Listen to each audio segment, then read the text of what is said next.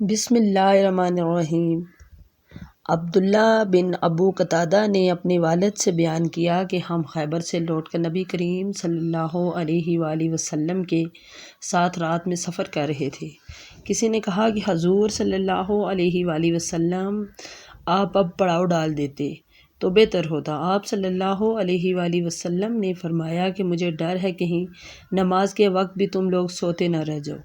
اس پر حضرت بلال رضی اللہ تعالیٰ عنہ بولے کہ میں آپ سب کو جگاؤں گا۔ چنانچہ سب لوگ لیٹ گئے اور حضرت بلال رضی اللہ عنہ نے بھی اپنی پیٹھ کجاوا سے لگا لی اور ان کی بھی آنکھ لگی، اور جب نبی کریم صلی اللہ علیہ وآلہ وسلم بیدار ہوئے تو سورج کے اوپر کا حصہ نکل چکا تھا۔ آپ صلی اللہ علیہ وآلہ وسلم نے فرمایا، بلال تو نے کیا کہا تھا؟ وہ بولے، آج جیسی نیند مجھے کبھی نہیں آئی۔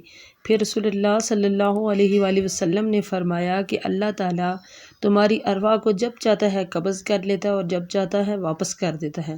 اے بلال اٹھ اور اذان دے۔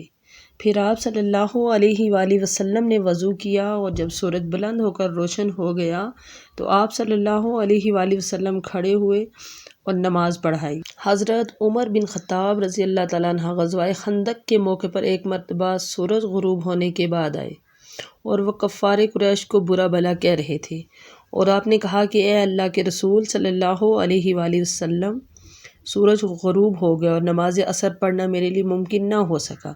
اس پر رسول اللہ صلی اللہ علیہ وآلہ وسلم نے فرمایا، نماز میں نے بھی نہیں پڑھی۔ پھر ہم وادی بطحاء میں گئے اور آپ نے وہاں نماز کے لیے وضو کیا اور ہم نے بھی وضو بنا لیا۔ اس وقت سورج ڈوب چکا تھا۔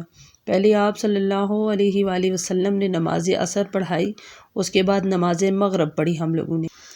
حضور صلی اللہ علیہ وآلہ وسلم نے فرمایا کہ سجدہ کرنے میں اعتدال رکھو، سیدھی طرح پر کرو، اور کوئی شخص تم میں سے اپنے بازو کو کتے کی طرح نہ پھیلائے۔